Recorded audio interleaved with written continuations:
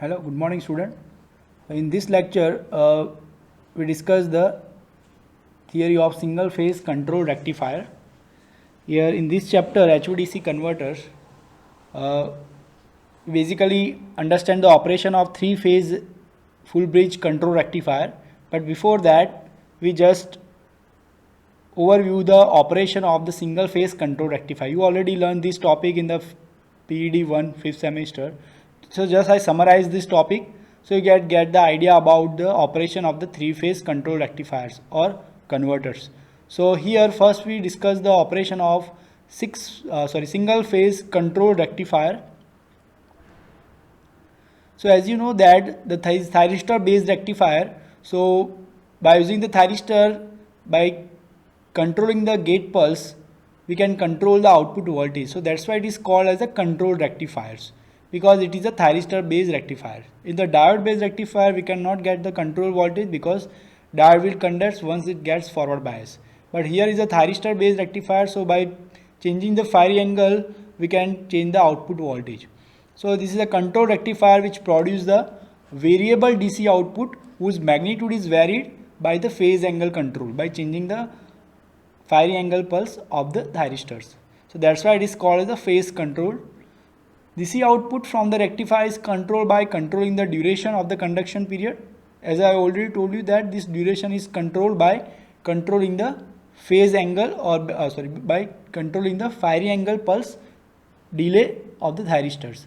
So that provides the varying voltages or controlling the duration of conduction period by varying the point at which the gate signal is applied to the SCRs.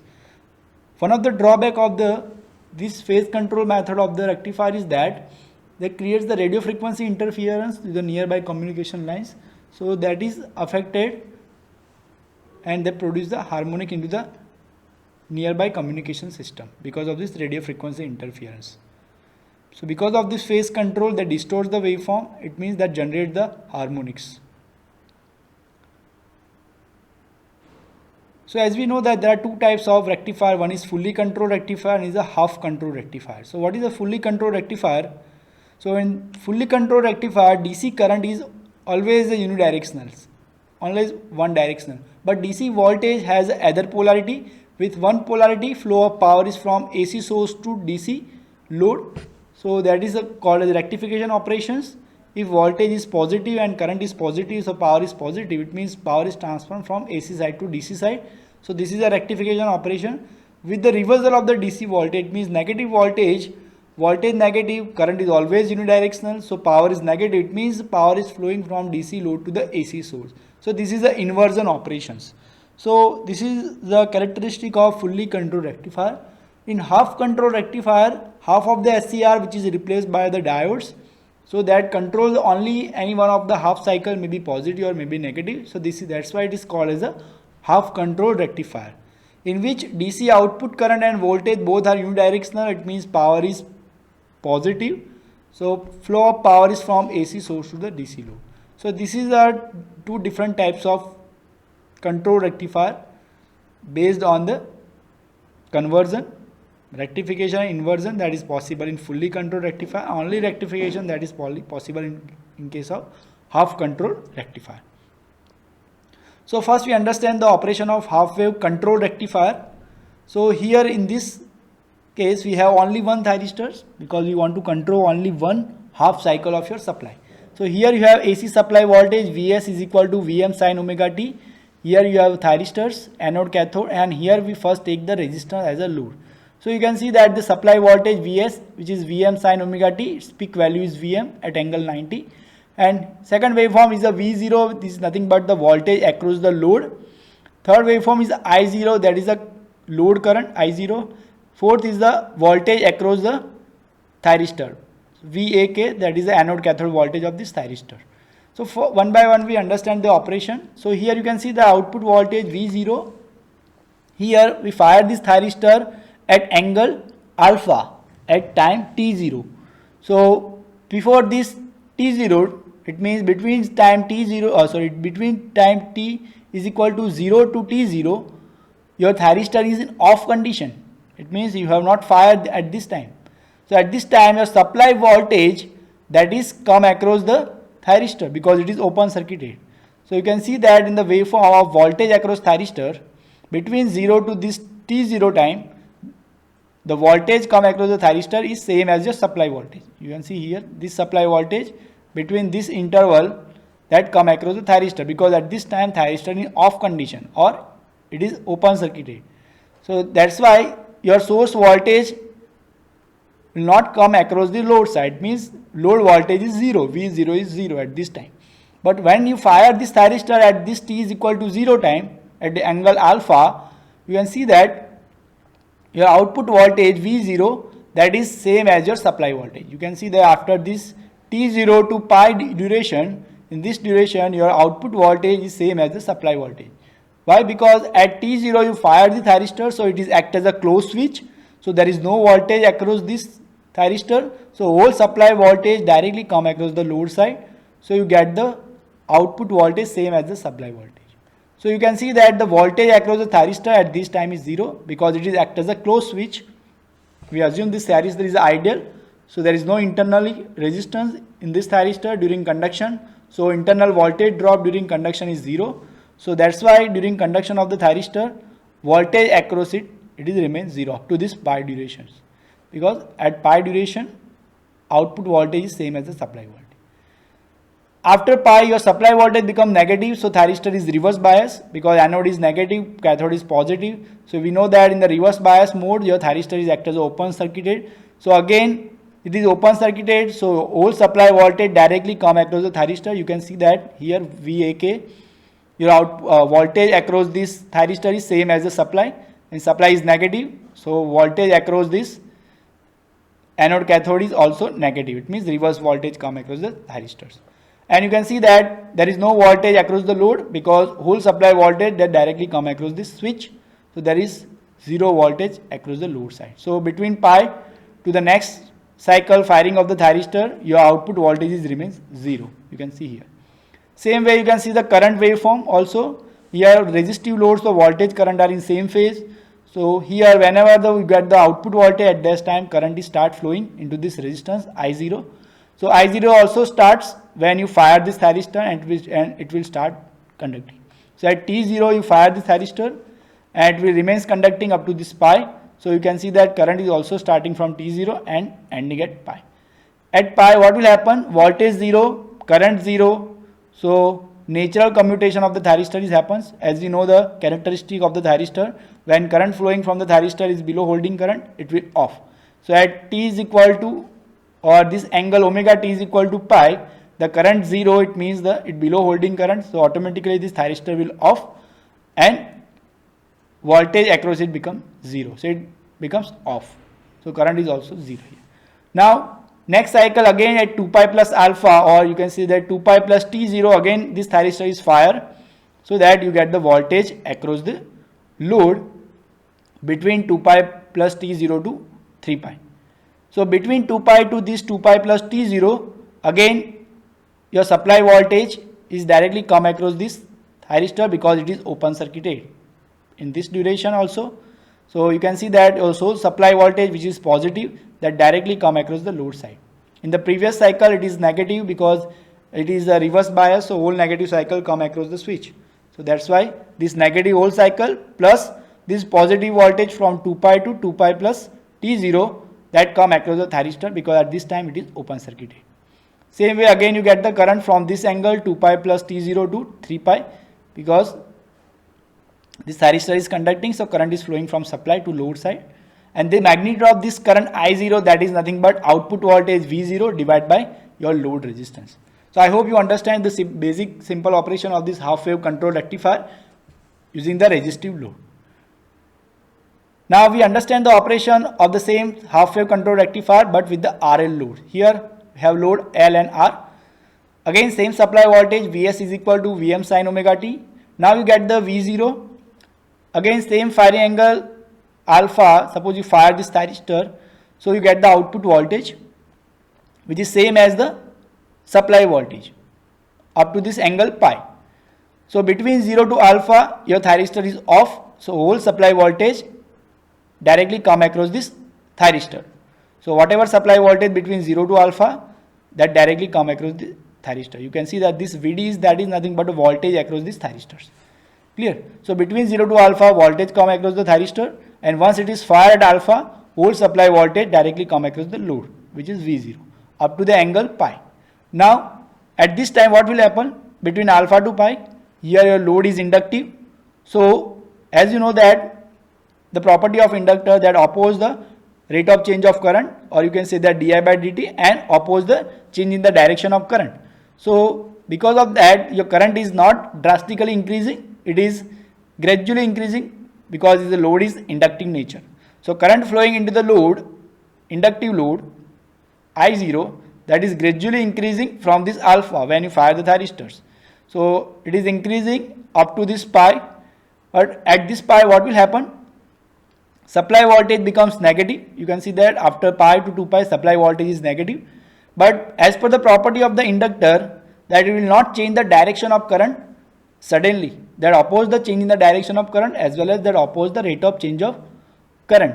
So after the pi, the current from this load or this inductive load not suddenly changes because of the property of inductor.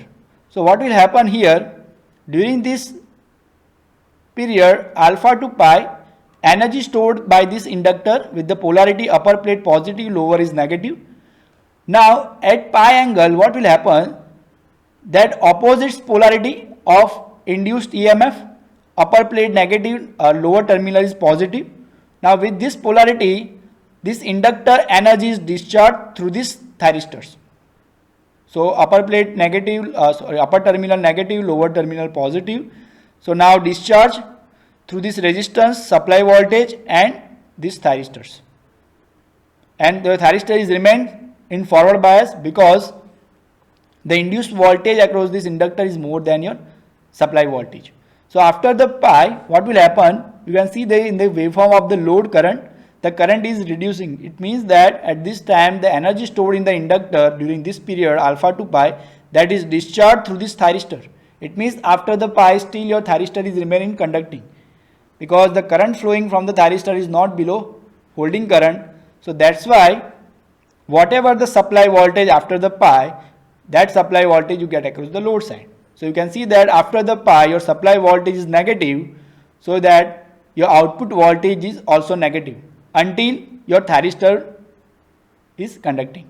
So your thyristor is conducting up to this angle beta. So this angle beta is depend upon the value of this L and R. So this beta angle, that theta angle, or you can say theta angle after this pi, that depend upon the this L and R. You know the equation, theta is equal to tan inverse omega L divided by R. So if inductance is more, this angle is more. Clear? Or you can say that if resistance is less, your angle is more. So this angle after the pi is depend upon the value of R and L. So suppose assume that based on the value of L and R, here at this angle beta, the energy stored in the inductor is become completely zero, or you can say that it is complete discharge. So at this point the current flowing into the load is zero. You can see that here. At this point pi plus this angle, your your current becomes zero because all the energy stored in the inductor is discharged. So your thyristor will turn off. So there is no current is flowing from supply to the load side. Clear? So at this time output voltage also becomes zero because at this time your voltage, induced voltage across the inductance is also zero, and now your supply voltage is negative.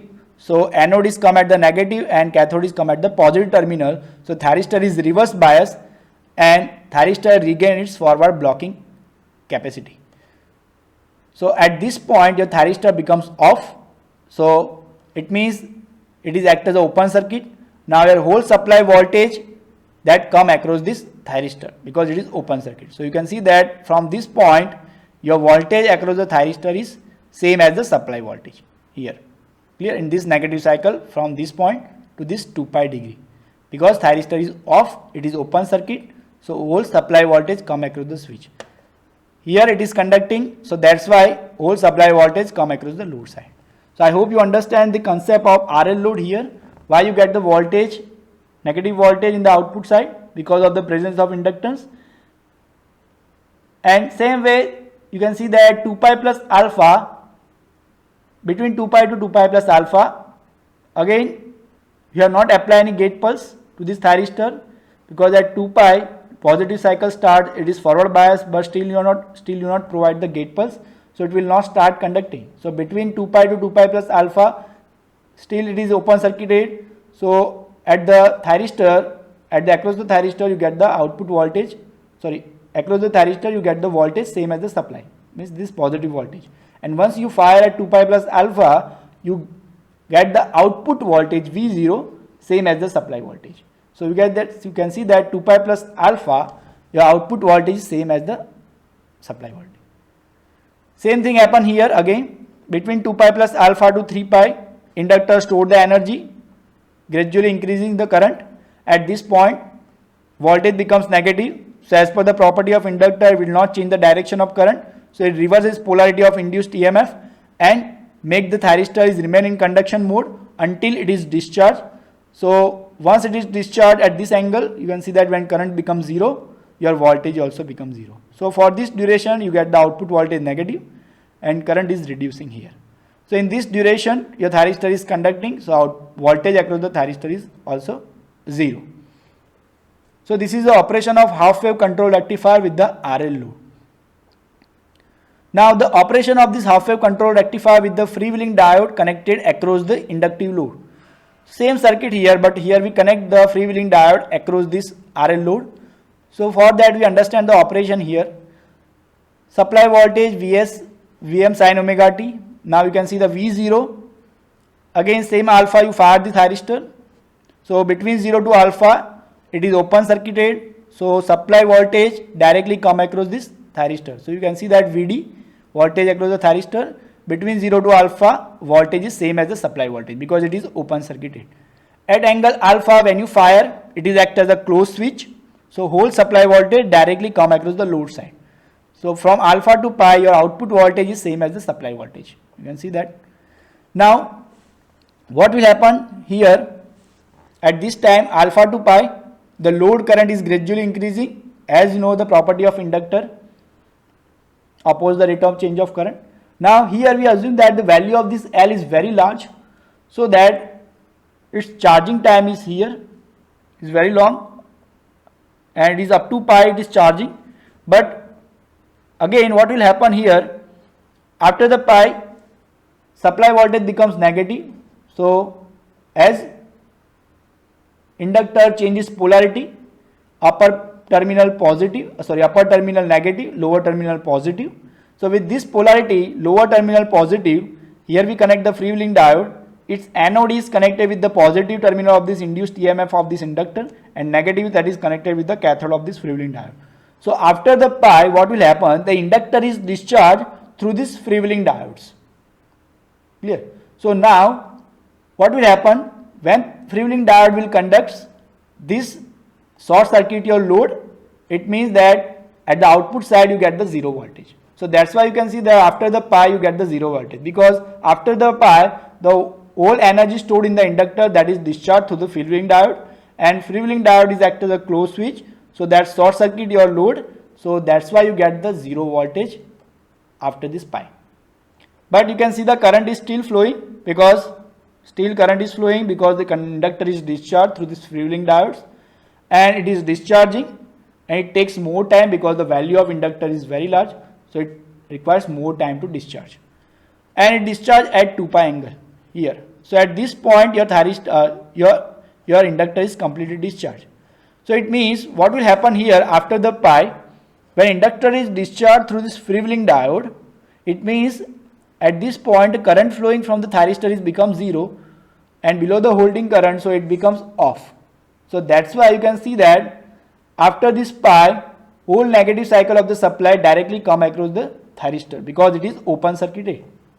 Clear? So here you not get the negative voltage after the pi because of this freewheeling diode. So thyristor is commutated at this angle pi because of use of this freewheeling diode. Again in the next cycle at 2 pi plus alpha, again it is fired. So again you get the output voltage up to this 3 pi.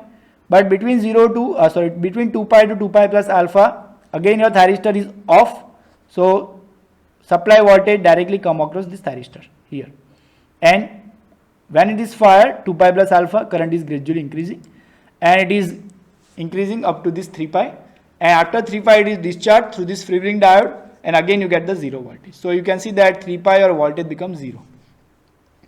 And this last waveform that shows the waveform of current flowing from this freewheeling diode, ID. So you know that this freewheeling diode come into picture after this pi. So you can see that after the pi the current is flowing from this freewheeling diode.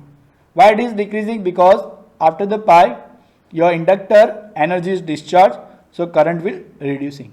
So you can see that it is reducing, ID will reducing, and at this point current flowing from this freewheeling diode is 0, because at this point the inductor is completely discharged, so current flowing from this freewheeling diode is become 0. So this is the operation of half wave control rectifier with RL load using freewheeling diode. So what is the advantage of using freewheeling diode? That first advantage is that here you not get the negative voltage, so that's why your average output voltage is positive, and you get the continuous current, so that will improve the performance of your load. Now we see the operation of full wave control rectifier. First with the center tap rectifier, we require only 2 thyristors. We require the center tap transformer, secondary side provide the tapping. You use the 1Gen2 transformers. Here we understand the operation with the resistive load. So you can see the supply voltage waveform, output voltage V0. Here with the right hand side positive, left hand side negative, that is a positive polarity. And this direction of current, this is a positive direction. So this is the output voltage V0, and this is also waveform of current I0, because we take the resistive load, both are in same phase. Third is the current flowing from the thyristor 1 or SCR1. You can see here. Another is the SCR2, and another last one is the IS, that is the total current flowing from the supply side. And last one is the voltage across the thyristor 1 or SCR1. So one by one we see the waveform, all this waveform, and understand that how this center tap configuration will operate. So you can see that at alpha you fire the thyristor SCR1 because it is in forward bias for the positive cycle of supply. First secondary plus minus. So with this polarity SCR1 is only in forward bias, SCR2 in reverse bias, because anode is connected with the negative terminal. So you provide the gate pulse only SCR1 in positive cycle of supply. So at alpha you fire this SCR1. So from this point you get the output voltage same as the supply voltage from alpha to pi. And same way you get the current I0 in same phase with the V0, because we take the resistive loads. And the magnitude of this I0 is output voltage V0 divided by this load resistance. Same way again you fire this thyristor SCR2 at pi plus alpha, because in the negative cycle SCR2 come into forward bias, because here supply polarity change minus plus, so here minus plus minus plus. So with the positive polarity here connected with the anode, and here SCR1 anode is connected with the negative polarity, so it is reverse bias. So here in the negative cycle provide the gate pulse only SCR2. So at pi plus alpha provide the gate pulse to SCR2, so it fire and gives the output voltage which is same as the supply voltage from pi plus alpha to 2 pi. Same way the current I0 which is V0 divided by R. Same for the next cycles. So you can see the waveform of current ISCR1 means current flowing from this SCR1. SCR1 is conduct only in the positive cycle, so you can see the current only in positive cycle, and the magnitude of this SCR1 current is same as this I0. Again it is conducting next cycle at 2 pi plus alpha, so you get another waveform here. Same way SCR2 current that will come into forward bias in negative cycle of the supply at pi plus alpha you fire, so you get the SCR2 current in this negative half cycle, and supply current which is a combination of SCR1 and SCR2 current. So when you fire the thyristor, at that time only current is flowing from this secondary side of the transformer. So supply current is only flowing when any one of the thyristor is conducting. So between 0 to alpha both the thyristor SCR1 and 2 is off, so 0 current is flowing from the supply, and then alpha you fire SCR1, so you get the current which is same as the SCR1 current, and again between pi to pi plus alpha both the thyristor is off, so you get the zero current, and then pi plus alpha when you fire SCR2 you get the current which is same as the SCR2 but exactly reverse polarity because it is a negative current. So this is the supply current, and which is the last one is the voltage across the SCR1. So between 0 to alpha SCR1 is off, so obviously this secondary voltage directly come across the thyristor 1. Here we take the 1:2 transformation ratio, so each secondary has a Vs voltage. So you can see that we have two envelope, one is the envelope of Vs and another is the envelope of 2 Vs. So when SCR1 and SCR2 both are in off condition, at this time only one winding voltage come across the thyristor.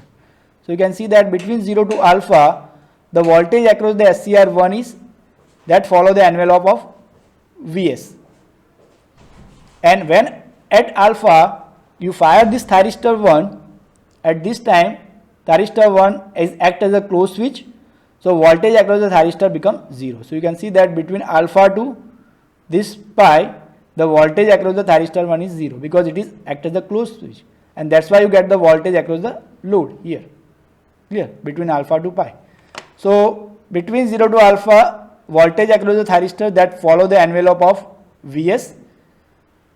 Then you can see that after pi to pi plus alpha again both the thyristor is off condition, so again voltage across the thyristor is minus Vs because here supply voltage become negative, minus plus, so here it is minus plus minus plus, so that's why the voltage across the thyristor is also minus Vs. So you can see that between pi to pi plus alpha this voltage is negative, but at pi plus alpha when you fire this SCR2, so here polarity is what, minus plus minus plus.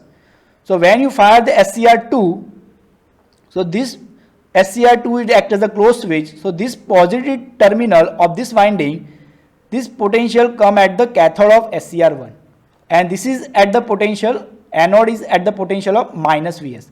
It means that when you fire this thyristor SCR2 at pi plus alpha, this winding, this secondary winding voltage also come across this thyristor 1, and this winding voltage also come across the thyristor 1. So it means both the winding, both the secondary winding upper as well as lower winding voltage come across the thyristor 1 because of conduction of SCR2. So both the winding voltage is Vs plus Vs, it is 2 Vs, but it is negative because the negative terminal is connected with the anode and the positive is connected with the cathode. So minus 2 Vs voltage come across this thyristor 1 from this pi plus alpha, because at pi plus alpha you fire this thyristor 2, so this winding voltage plus this winding voltage come across the SCR1. So you can see that at pi plus alpha the voltage across the SCR1 that follow the envelope of 2 Vs up to this angle 2 pi. Again you can see that from 2 pi to 2 pi plus alpha both the thyristor is off, so again only this winding voltage come across the SCR1 because it is off, so this voltage not come across this thyristor because it is open circuited. So this winding voltage only come across the SCR2 only, there.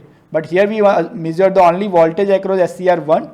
So between 2 pi to 2 pi plus alpha only this winding voltage means Vs voltage come across the SCR1, and at 2 pi plus alpha when you fire it acts as a closed switch, so again it voltage across the thyristor is 0, so you can see that it is 0. So this is the operation of center type configuration with the resistive load. Same way for the inductive load, here there is a mistake, here is the RL load. So for RL load here you can see the waveform of supply voltage, this is the load current, this is the output voltage, and this is the supply current. So I quickly give the detailed information of this operation. At alpha we fire this thyristor 1 because it is forward bias, so it gives the output voltage same as the supply up to this pi. But after the pi, what will happen? Because of the inductive load, here there is a mistake, it is the RL load. So inductive load is present. So as per the property of inductor, it will not change the direction of current quickly in the negative cycle. So that change the polarity of induced voltage and discharge in the same direction. So again, your thyristor is remain in conduction mode after this pi, and at this time your supply voltage is negative. So that's why you get this negative voltage. And here your load angle is more than the firing angle. That's why up to the next firing of the thyristor 2, it will remain negative voltage. So you can see that here at pi plus alpha, when you fire the next thyristor SCR2, at this time again you get this positive voltage, because negative cycle of supply, here it is positive, here it is negative. So again you get the positive polarity. So this waveform you get because of the conduction of SCR2. From alpha to this pi plus alpha, you get the waveform because of conduction of SCR1. So from pi plus alpha, SCR2 will start conducting. So from this pi plus alpha to 2 pi plus alpha, your SCR2 is conducting. Again this negative voltage because of the discharging of the inductor through this SCR2, it is still remain conducting in the positive cycle of the supply. You can see that after 2 pi positive cycle, but you get the negative voltage because of these inductors. So here this is the operation of full wave center tap control rectifier with the RL load, and this is a source current. You can see that current is start from alpha and ending at pi plus alpha. Up to this point SCR1 is on, so you get the positive current. This is the direction of positive current. Here SCR2 is on, so supply is negative. So supply is negative means here it negative, here it is positive. So supply current becomes negative. So that's why direction of current is reverse in this direction. So supply current is negative, but your load current is still positive. You can see that here I0 is still positive and it is continuous because your load angle is more than the firing angle delay. Load angle means theta is equal to tan inverse omega L divided by R, which is more than this alpha. So before your inductor is completely discharged, in the next half cycle your next thyristor will fire. So you get the continuous current. You can see that continuous current. So this is the operation for RL load. Now same way with the operation of the center tap configuration with the RL load but with the freewheeling diodes. So with the freewheeling diode you get the same waveform, but you not get the negative voltage because inductor is discharged through this freewheeling diode. So you not get this negative voltage. So the conduction of thyristor is from thyristor 1, SCR1 from alpha to pi, and SCR2 from pi plus alpha to 2 pi. So you can see that SCR1 current alpha to pi, SCR2 current from pi plus alpha to this 2 pi degree. And this ID is nothing but a current flowing from this freewheeling diodes. So when you get the ID, when this inductor is discharged. So at the starting it is discharged because of in the previous cycle it is energized. So it is discharged here at alpha. Again here at between pi to pi plus alpha it is discharging. Again between 2 pi to 2 pi plus alpha it is discharging. Again this is the operation when your load angle is more than firing angle delay. And your I0, that is constant. Here we assume that is a constant ideal operation. So you get the constant current.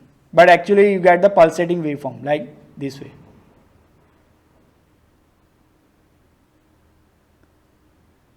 So now same way you can see the operation of now full wave control rectifier, bridge rectifiers. We know the operation. We have required the 4 thyristor supply, simple resistive load.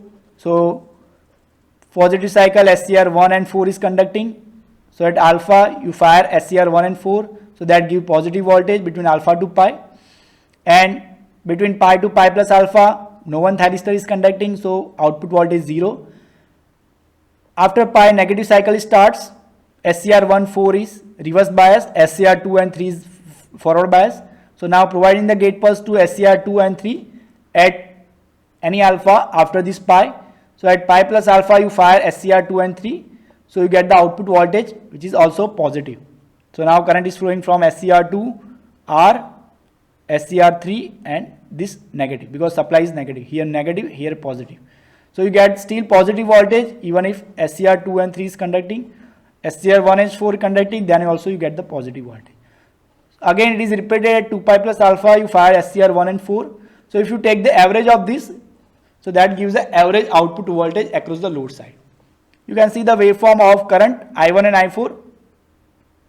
It means SCR1 and SCR4 current, both conducting simultaneously. So both current are same.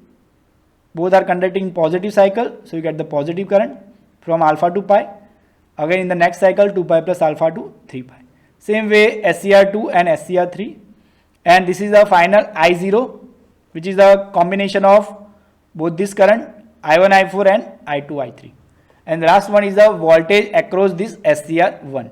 So between 0 to alpha it is off. So whole supply voltage come across the thyristor which is positive between 0 to alpha. So this positive voltage come across the thyristor. And alpha you fire this SCR1 and 4. So voltage across the thyristor 1 is 0 up to this pi. At pi it is naturally commutated because it is a resistive load, current becomes 0. Thyristor 1 is off.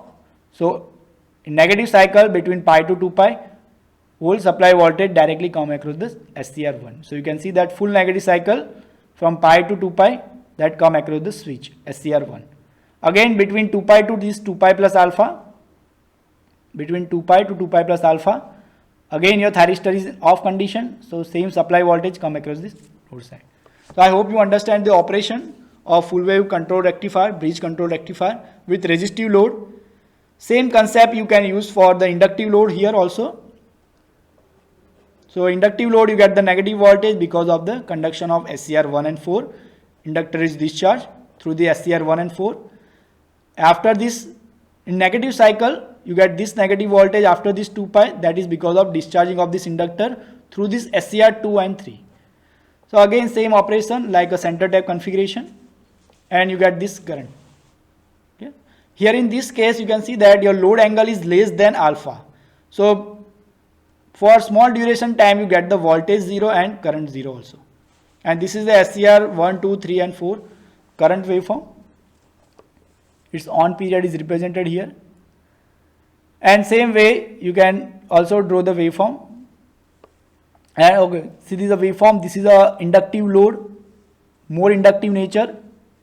L greater than R. It means it is a more inductive nature. So your load angle theta, which is tan inverse omega L divided by R, this value is very high because L is high, so omega L is high. So your tan inverse omega L divided by R means angle is very large. So it means that your load angle is more than the firing angle in this case. So you get the continuous current. So you can see that your load current I0 is never become 0. It is continuous.